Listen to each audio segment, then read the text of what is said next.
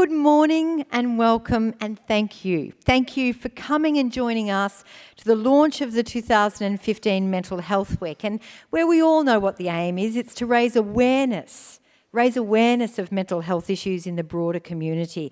But it's quite easy to nominate a theme, isn't it? It only works if we look at what it means to us as individuals. What does value mental health mean? What about us as corporate citizens, as a community? It's by looking at that we can raise awareness of mental health, and I know everyone in the room wants that. But let's start, and youth and resilience is our topic. And I'm going to start with you, Dr. Louise Byrne, in perhaps guiding us in how you would define resilience. I would define it as eventually getting up after you're knocked down. And I would say eventually because it does depend a lot on what other factors are happening for you at the time and how many times you've been knocked down previously and a lot of different things. But I think resilience is the ability to get back up once something adverse has occurred. Some children are born with a strong resilience, or do you think the best kind of resilience is something that we learn? We know that it's a combination of both, that it's both nature and nurture.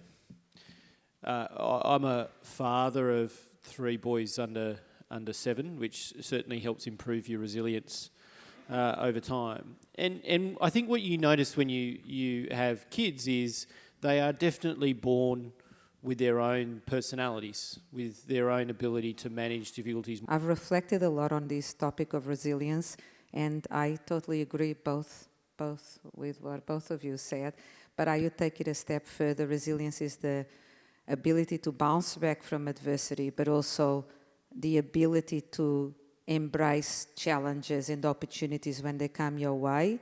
And I see a lot of children that they've got these amazing opportunities within the classroom, within the playground, within the family situation, and they really want to do it, but they're paralyzed by fear and anxiety, and they can't. They want to do it, but they can't.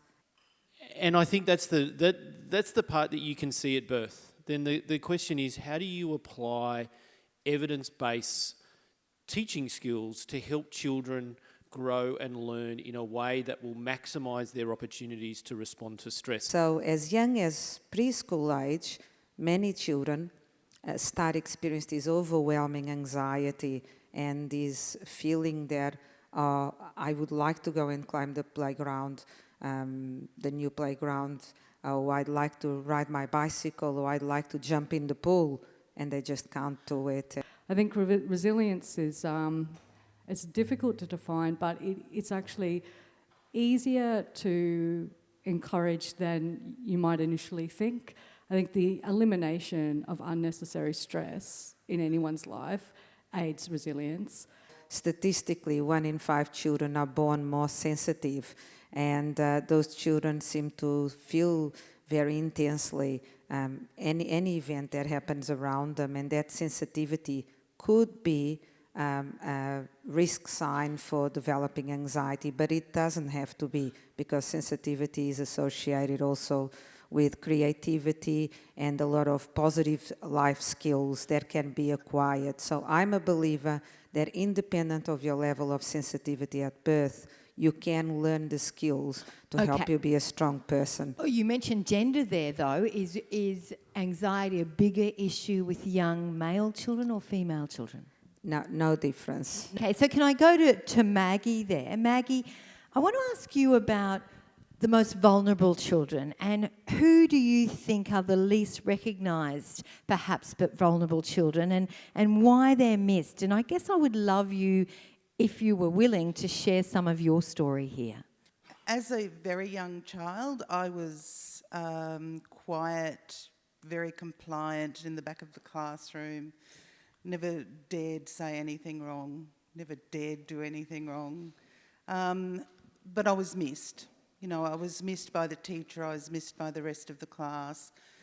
And with dissociation, it means that one personality will emerge for one subject or for one thing that's going on, and another personality, like one personality might do music, another personality might do maths, another one might do French.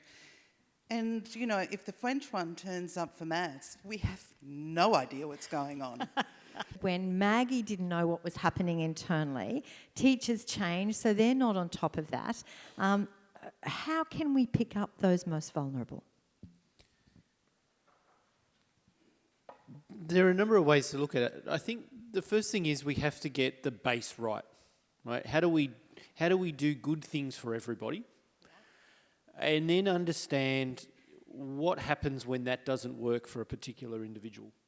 And I think Maggie's point here is vital. In if you look in the education system, often compliant kids are rewarded by the absence of attention. It's being able to recognise, I think, these children in the back of the classroom, or it could be in the front of the classroom, who are looking like space cadets, off in their own world because some word has triggered them to go off into their own little world. It's not because they're thick. It's not because they don't understand what's going on. They don't understand what's going on internally, but it's not because they don't understand what's going externally. They have no idea of how to be there. We know from recent research that children and young people who are self-harming are vulnerable to suicide. However, the difficulty is identifying which of those young people may in fact go on to develop suicidal behaviours.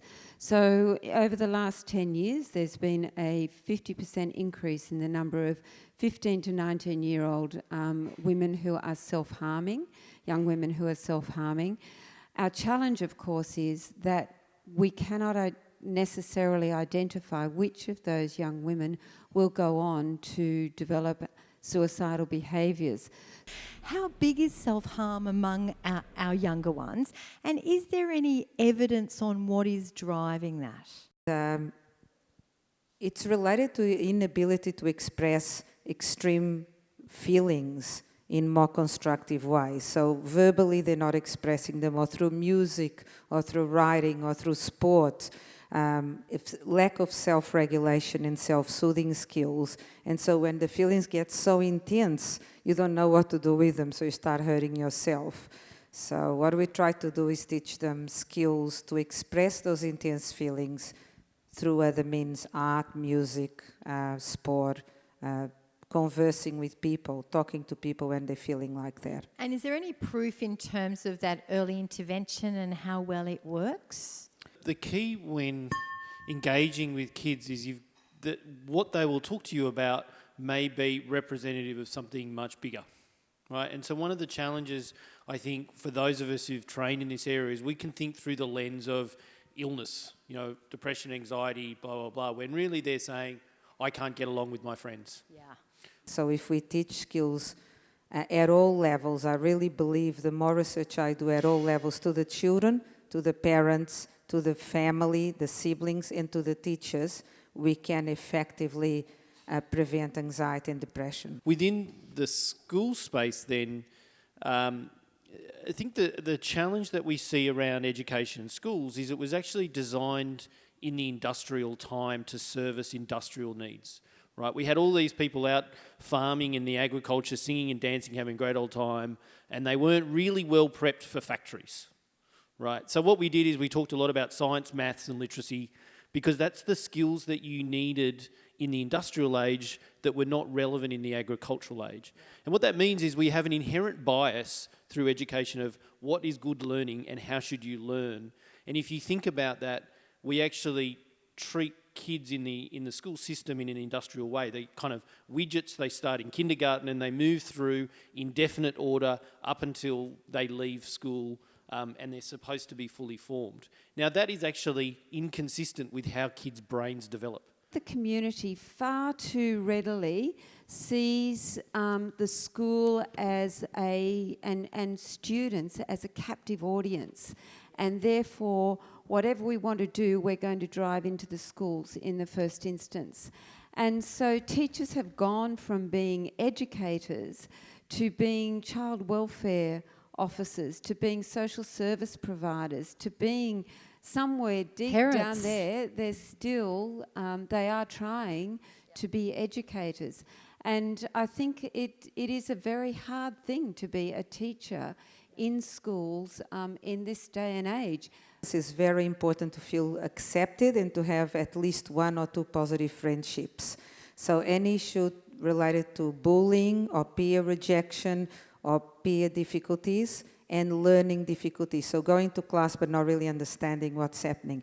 In early childhood and through primary school, the strength of their family relationships and the amount of support they get from the immediate family and the ability to engage into activities they feel competent as, so either sport or music again or dance, and feeling like they self-worth. My parents thought I was really quite thick, so they actually had me tested at the University of Queensland when I was in grade 6, because, you know, one of me was listening in the maths class but not in the English class, so I had no idea what I was doing.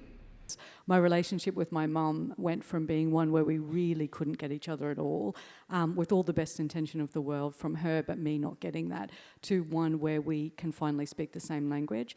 And what I'd like to say, I guess, is that I think Mum threw all the energy she had at trying to help me, but she was coming from a place of fear and anxiety. And so everything she did was motivated and driven by her fear for me. How do we match my kids' particular unique learning style with the game that they're being asked to play? And how do I then compensate to say, if I've got a kid who is really good at progressive thinking, might do, you know, maths very well, but do creative writing less well, then we try and work out how to balance the things that they're great at, the things that they love, with the things that they need to do to play the game well. The key issue is a child can have the intellect to learn, but not have the confidence to do so. So what can we do to build kids' confidence and social emotional skills so they can have the strength to learn more things? That's my belief. Because it's very easy to say stigma.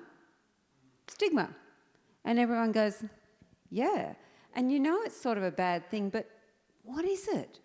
And it is about the attitudes and the behaviours that prevent people from seeking the support that they need. As a person who experiences mental health issues, I find the biggest problem I have is the general public. It's the world. I'm happy to talk about my experiences dealing with disassociation or PTSD or whatever. As soon as you mention it, people run a mile. To not talk about stigma, but to call it what it is. And I think Faye said it last night. It's discrimination. Until and unless the majority of people who have significant mental health challenges are able to speak about their issues, we won't decrease stigma significantly, because if people are still too afraid to speak it, then the public is still going to be afraid of it. Yeah. We are just as afraid of going into the public eye as the world is. They're just as, and they're just as afraid of us going into the public eye. So it's sort of that we're both afraid and we don't know how to open the door, for the twain to meet. So I can't remember which one of you said this, but you were talking about having someone in your life with a lived experience and that tackling stigma. And I was just wondering how putting all of the onus on the individual with the mental health issue in tackling the stigma is actually going to help them. People with a lived experience need to represent the perspective that they've lived and that they speak from. And in showing respect for those perspectives and asking them to the table consistently in all ways, we are also decreasing stigma. If I disclose that I have a mental illness, I'm less likely to get housing, I'm less likely to get a job, I'm less likely to be accepted in a relationship, I'm less likely to get friends. So, it's very hard for me to accept the fact that I can't tell people around me without them judging me. And look, my job title specifically says I have a lived experience of mental health, and I'm single at 37. I don't know. Is there a correlation there? Look, I hear you, and to be honest, I liken it to the civil rights movement. It was not easy for the African American people to start to challenge the prevailing attitudes, and a lot of violence was done, and a lot of lives were ruined, and my research, I did my PhD on lived experience roles. So a lived experience role, you always have to be out about your lived experience. And the findings were devastating. I wept many times. I curled up under my desk and wept what people were facing. And to be honest, that is our reality. At this point in time, if we want to face this stuff, we want to, stare it in the eye, we're at the pointy end of the wedge of stigma and discrimination and all the nastiness that goes along with it. When I came into this area, the thing that struck me is there are so many similarities today with suicide prevention as to where we were with breast cancer 15, 20 years ago. I started in the organisation. The place was in an uproar because a guy had produced an ad of a woman with her mastectomy scar. It was just her torso, but it showed her full mastectomy scar. And the place was in an uproar. Women were saying, I don't want my workmates to know that's what I look like. Husbands were saying, my friends don't need to see my wife's scar, blah, blah, blah. And it was really distressing. Fast forward 12 years, and the Sunday Telegraph on the front page of that Body and Soul insert had a full picture of a woman's torso with her mastectomy scar, her face, the full bit. And every letter to the editor the following week was about that woman and the strength and the courage and how wonderful it was that she could be so confident to show that picture. And that gives me a great deal of heart in terms of where we are with mental health and suicide prevention today and to where we could be when I look at the similarities. There's been a bit of talk about bullying and harassment and how that actually impacts on children from a very early age. What we're actually seeing now is the problem with online bullying, that children are being bullied, not just when they're at school and being excluded from school and such, but now it's following them home. So what sort of strategies can families, parents, and the wider community and media at large also implement to actually protect children from, that bullying following them home? Because for as much as Facebook encourages people to connect with their friends, it also can open the floodgates for bullying. When a child or a young person experiences bullying online, then what we have to do is resist saying you should disconnect from that technology, because the reality for a teenager is they never arrange a time to meet their friends anymore to go to the movies. They'll say vaguely, let's meet at 6:30, and then they'll move a different location because everyone will text. So one of the challenges that you've got now is that if you disconnect from that technology too much as a teenager, you're potentially running the risk of disconnecting from some other good things. And that's going to be a parenting challenge for years to come. We need to get the basics right with kids. The key challenge for this generation of children and young people is actually the ability to disconnect rather than to connect. So that can be very easy. Parents will do that in different ways. It might be regulating when they use computers. It might be regulating how they use computers, how they use technology. One of the challenges for adults is we're quite often telling our kids to get off technology while using the iPhone ourselves, and saying, oh, no, I'm not using it like you're using it. I'm using it to do serious things like work and the newspaper. So there's a kind of a sense of disconnection we have to go through with.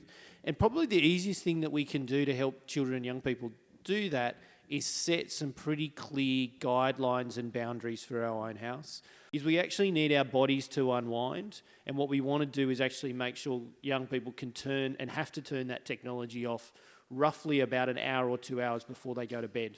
And so these things are kind of hard in terms of implementing them with teenagers, but they're really practical things that we can do to help them manage it. When we wake up in a couple of days' time and we've listened to all your wonderful advice and insights, What is the thing that you want us to remember? What's the thing that you want us to take out of this room and implement in our family, or just not to forget? And let's start with Louise, and just quickly, 30 seconds each, up the panel. Thanks, Louise. Get the person that you're concerned about to tell you as much as possible. So however you need to dig it out of them, let them guide you. They're the best expert on their own mental health.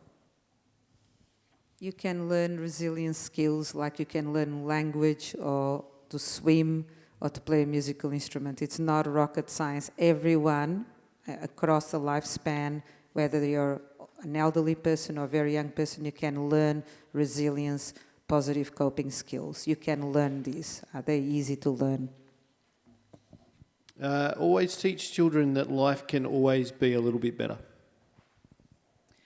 Minimising the negatives, enhancing and embracing and exploring the strengths and positives. Invite and accept people with lived experience into your lives. What a terrific panel.